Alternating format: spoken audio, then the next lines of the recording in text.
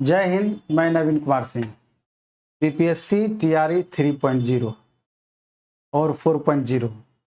अभी दो तरह के स्टूडेंट हैं। एक तो जो एग्ज़ाम दे दिए हैं बीपीएससी टीआरई 3.0 और दूसरे नए स्टूडेंट हैं जो कि इस बार 22 से 24 सेशन में पास हुए हैं या इस बार सीटेट पास हुए हैं या फिर इस बार जिनको एग्ज़ाम देना है टीआरई 4.0। तो हम इस बात पे चर्चा करेंगे। सबसे पहले बीपीएससी टीआरई 3.0 के वैसे अभ्यर्थी जो कि रिजल्ट का इंतज़ार कर रहे हैं। तो इंतज़ार की घड़ी बड़ी लंबी होती है और बड़ी उबाऊ भी।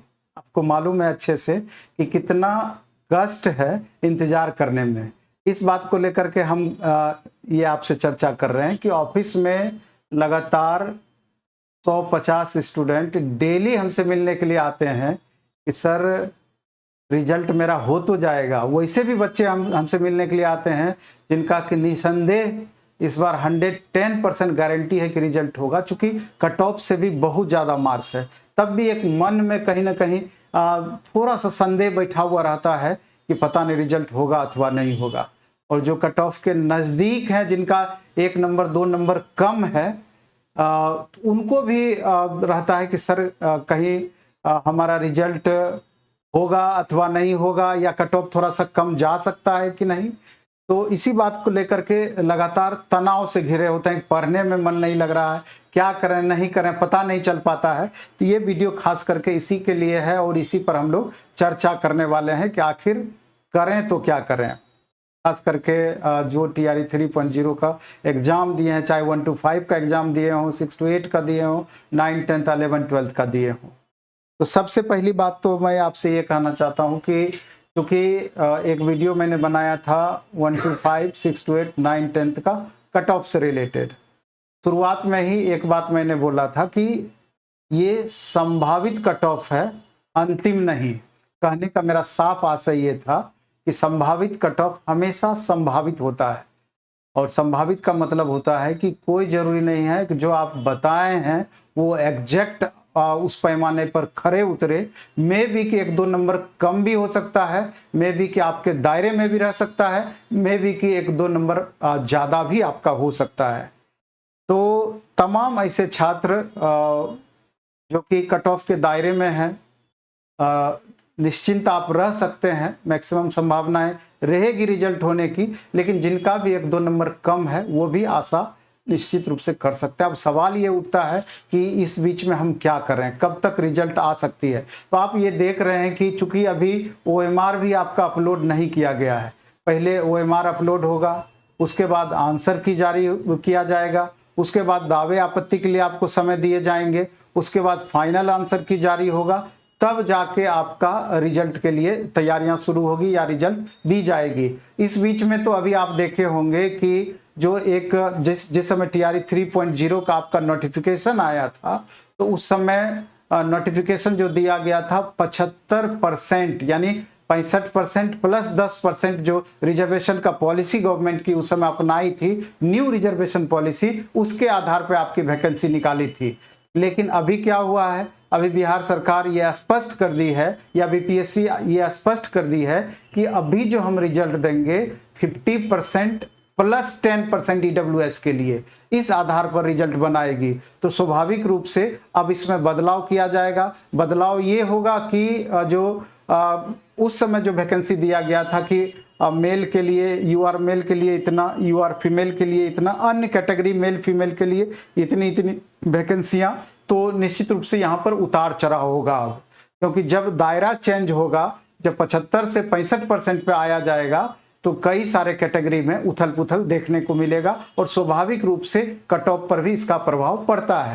हालांकि मैंने जो कट ऑफ आपको दिया था वो ओल्ड रिजर्वेशन पॉलिसी के अंतर्गत 50% और 10% ईडब्ल्यूएस के अंतर्गत ही कट ऑफ बनाया था। तो हिसाब किताब लगभग यही है। अब सवाल ये उठता है कि इतने सारे बदलाव के बाद आपका रिजल्ट तैयार किया जाएगा, तो स्वाभाविक रूप से इसी प्रोसेस में समय लग रहा है और समय लगने की संभावना है। तो अब सवाल उठता है दूसरा ये भी कि टीआरई 4.0 कब तक।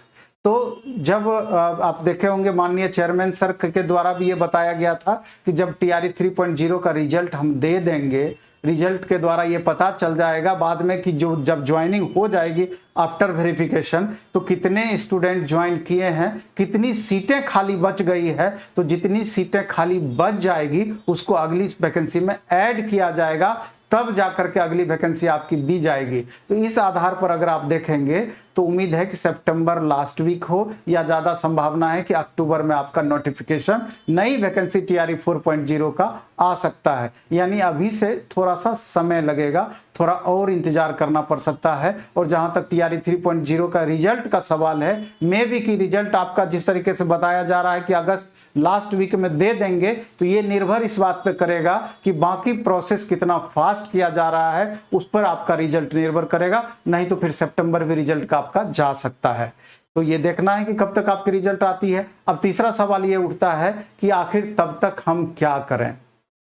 तो ये बड़ा सवाल है कि तब तक हम क्या करें। तो मेरा ये कहना है कि पढ़ाई लिखाई या फिर अगर आप रिवीजन करते हैं या लगातार प्रैक्टिस करते हैं या आगे के लिए खुद को तैयार करते हैं, तो पढ़ाई कभी भी बेकार नहीं जाती है। अगर इस बीच में पढ़ करके या नया चीज कुछ सीख ही आप जाएंगे या रिवीजन ही करेंगे तो वो आपका बेकार कभी नहीं जाएगा। अगर आप वेट भी कर रहे हैं रिजल्ट का, तब भी तैयारी को आपको कंटिन्यू रखनी चाहिए। अगर रिजल्ट आ जाएगा इस बीच में तो इससे बेहतर और क्या हो सकता है, इससे खुशी की बातें क्या हो सकती है। इसलिए करके तमाम वैसे अभ्यर्थी जिनका कि मार्क्स ज़्यादा कम है वो तो टीआरई 4.0 के तैयारी में लग ही जाएं, लेकिन जो कि कट ऑफ के नज़दीक हैं, कट ऑफ से ऊपर हैं, कट ऑफ के दायरे में हैं, तो वो अपना रिवीजन के माध्यम से लगातार प्रैक्टिस के माध्यम से तैयारी में बने रह सकते हैं। और जहाँ तक प्लेटफॉर्म का सवाल है तो 10 तारीख से अपना टेस्ट भी स्टार्ट हो रहा है। सैटरडे संडे को जिस तरीके से फुल सिलेबस का टेस्ट पहले भी हम ले रहे थे 1 to 5, 6 to 8, 9, 10 का पुनः स्टार्ट करेंगे। और मंडे टू फ्राइडे जो सब्जेक्ट वाइज टेस्ट हम स्टार्ट किए थे ऑनलाइन और ऑफलाइन दोनों मोड में, वो आपका प्रारंभ हो जाएगा। यानी 10 तारीख से आपका रिवीजन के लिए सारा प्रोसेस स्टार्ट हो जाएगा। और जो पुराने अभ्यर्थी जिनका मार्क्स ज़्यादा रह गया या नए अभ्यर्थी जिनको आगे का क्लास करना है, तो ऑफलाइन और ऑनलाइन मोड में दोनों मोड में क्लासेस प्रारंभ हो गई है। और पीजीटी का क्लास लगभग 12 या 13 अगस्त से स्टार्ट होगा। बाकी क्लासेस आपका स्टार्ट हो गई है, आप ज्वाइन कर सकते हैं। बाकी वैसे अभ्यर्थी जिनका सारा कुछ पढ़ा हुआ है, तो कोई ज़रूरी नहीं है एक ही चीज़ को आपको दोबारा पढ़ने की। आराम से सेल्फ स्टडी कीजिए, प्रैक्टिस कीजिए। अगर लगता है कि प्रैक्टिस आपका खुद से भी हो जाएगा तो आप खुद से भी कर लीजिए, कोई ज़रूरी नहीं है कि कोचिंग आकर के ही प्रैक्टिस कीजिए। लेकिन यहाँ पर अंतर क्या होता है, अगर जैसे आप पटना रह रहे हैं तो पटना रह रहे हैं तो यहाँ पर 1000, 2000, 4000 बच्चे टेस्ट में भाग लेते हैं। तो कम से कम कंपेरेटिवली तुलनात्मक रूप से आपको पता चलता है कि इतने स्टूडेंट के बीच हमारा क्या परफॉर्मेंस रहता है। हम आपको यकीन दिलाते हैं कि जो भी बच्चे ऑनलाइन या ऑफलाइन मोड में टेस्ट में अपना पार्टिसिपेट किए थे, तो खास करके सब्जेक्ट वाइज टेस्ट जो अपना चला था platform by Naveen Kumar Singh app पर, और फुल सिलेबस का test platform online test app पर, तो इतना ज़्यादा क्वेश्चन का आपका प्रैक्टिस हुआ था टेस्ट के माध्यम से। आप यूं समझिए कि कॉमन पेपर का टेस्ट आपका डेली चल रहा था 40 क्वेश्चन का। और जो स्टूडेंट 2 महीने 3 महीने लगातार कॉमन पेपर का टेस्ट दिए होंगे और अगर डिस्कशन में लगातार पार्टिसिपेट किए होंगे, गारंटी है कि उन छात्रों को 28, 27 से ऊपर ही मार्क्स आया होगा। 30, 32, 33 तक मार्क्स आया, क्योंकि इतने सारे क्वेश्चंस का और इतने तरह का क्वेश्चन का रिवीजन हुआ कि क्वेश्चन छूटने की संभावनाएं बिल्कुल कम हो गई। इसी तरीके से हिस्ट्री का 40 क्वेश्चन का डेली टेस्ट चलता है, पॉलिटी का 40 क्वेश्चन का डेली टेस्ट चलता है, आपका मैथ का 40 क्वेश्चन का डेली टेस्ट होता है, इसके अलावा साइंस का 40 क्वेश्चन का डेली टेस्ट होता है, इसके अलावा हिंदी का 40 क्वेश्चन का डेली टेस्ट होता है, इंग्लिश का 40 क्वेश्चन का डेली टेस्ट होता है। आप समझ सकते हैं कि इतने तरह का जब हम डेली टेस्ट हम करा रहे हैं और उसका डिस्कशन भी करा रहे हैं, 40 क्वेश्चन के टेस्ट का डिस्कशन का मतलब है कम से कम आपको तो 4 से 5 गुना 200 क्वेश्चन आपका डेली एक्स्ट्रा तैयार होता है। तो आप समझ सकते हैं कि एक दिन में अगर हमारा एक सब्जेक्ट से 200 क्वेश्चन तैयार हो रहा है, तो आपको सप्ताह में अगर 5 दिन टेस्ट हो रहा है तो 1000 क्वेश्चन, महीना में 4000 क्वेश्चन, और 3 से 4 महीना अगर टाइम मिल गया तो आपको 15 से 20,000 क्वेश्चन एक सब्जेक्ट का एक्स्ट्रा तैयार होगा। और समझिए कि 8-10 हजार ही ऐसा क्वेश्चन है जिसको बार बार बोर्ड या आयोग रोटेट कराते रहती है। तो जब इतना क्वेश्चन का प्रैक्टिस हम कर लेंगे तो क्वेश्चन छूटने की संभावनाएं आपकी नगण्य बचेगी। आप कहीं भी पढ़ाई करते हो, किसी भी टीचर से पढ़ाई करते हो, लेकिन प्रैक्टिस रेगुलर जरूर करना है और गारंटी है उसका फायदा आपको देखने को मिलेगा। अगर पटना से बाहर रहते हैं तो platform by Naveen Kumar Singh app पर टेस्ट सेक्शन में आप जाएंगे और 12 तारीख से आपका सब्जेक्ट वाइज टेस्ट स्टार्ट होगा। वहां उसको आप ज्वाइन कर सकते हैं, उसका डिस्कशन आप देख सकते हैं। इसका फायदा निश्चित रूप से आपको मिलेगा। खाली बात बोलने की नहीं है और ये या तो कोर्स बेचने की भी नहीं है। आप इस चीज को, जो बात हम बोल रहे हैं, अगर खुद भी ये चीज आप करते हैं तो इसका फायदा आपको समझ में आएगा। आप 10 बच्चों का ग्रुप बना लें, 8-10 बच्चों का ग्रुप अगर एक साथ आपका मिल पाता है तो हमारा ही क्वेश्चन आप डेली डाउनलोड करके उसी का आप प्रैक्टिस आपस में करें, तब भी आपको बेनिफिट होगा। लेकिन सवाल ये उठता है कि जितने अधिक से अधिक बच्चे रहेंगे उतना ज्यादा आपको बेनिफिट उससे मिलना है। एक कंपैरिजन करने का मौका मिलेगा, आपको छोटी छोटी कमियां आपकी पता चलेगी और उसको इंप्रूव करके रिजल्ट गेन कर सकते हैं। और पीजीटी वाले छात्रों के लिए इस बार हम स्पेशल बहुत सारा कुछ करने वाले हैं। पीजीटी वाले छात्रों के लिए अब अलग से 20 क्वेश्चन का डेली टेस्ट और तुरंत उसी समय डिस्कशन का हम व्यवस्था करने जा रहे हैं। चाहे आपका पीजीटी फिजिक्स हो, पीजीटी आपका मैथ हो, पीजीटी हिस्ट्री हो, पीजीटी ज्योग्राफी हो, पीजीटी पॉलिटिकल साइंस हो, पीजीटी आपका इकोनॉमिक्स हो या अन्य पेपर हो, पीजीटी हिंदी हो, पीजीटी इंग्लिश हो। एक नया चीज हम स्टार्ट करने वाले हैं कि सिर्फ और सिर्फ अगर बेस आपका अच्छा है तो प्रैक्टिस के मदद से आपका रिजल्ट संभव है। और वो संभव हम करके आपको दिखाना चाहते हैं, बशर्ते आपको एक जगह गैदर होना पड़ेगा या अपने हिसाब से उसको मेंटेन करने का प्रयास करना होगा। बाकी तो जैसे कि अगर आप इस बार एग्जाम दिए हैं, बाउंड्री लाइन पर हैं, बराबर अगर रह जाता है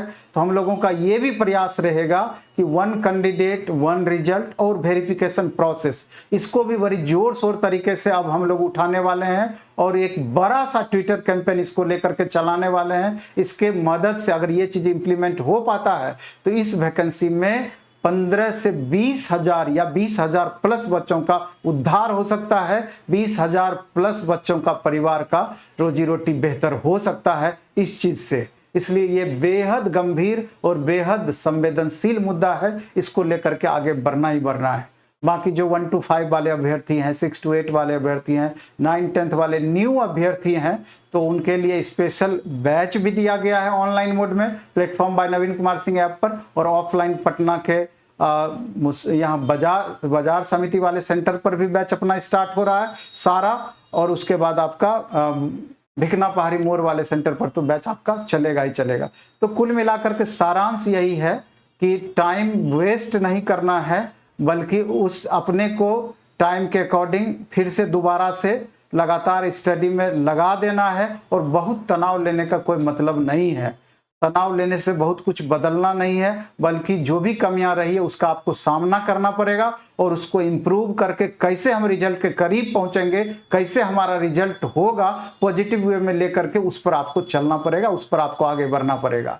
तो धन्यवाद। इस वीडियो में हम इतना ही रखेंगे। खूब अच्छे से पढ़ाई कीजिए, खूब मन से पढ़ाई कीजिए और मेहनत का कभी भी कोई विकल्प नहीं होता है। अगर सही दिशा में सार्थक मेहनत करते हैं, गारंटी है कि आपको सफलता भी जरूर मिलेगी। एक बात और हम कहना चाहते हैं कि जो छात्र आर्थिक रूप से संपन्न हैं, जिनको TRE 4 एग्जाम देना है, अगर 4-5 महीने के लिए भी पटना आ जाते हैं, 4-5 महीने अगर इतने भीड़ में आप मेहनत करते हैं, इतने बच्चों के बीच मेहनत करते हैं, हो सकता है कि ये 4-5 महीने पूरे भविष्य को आपका बदल दे। इस बात को ध्यान रखना है। नहीं तो ऑनलाइन तो आपका है ही, देख लेना है। धन्यवाद।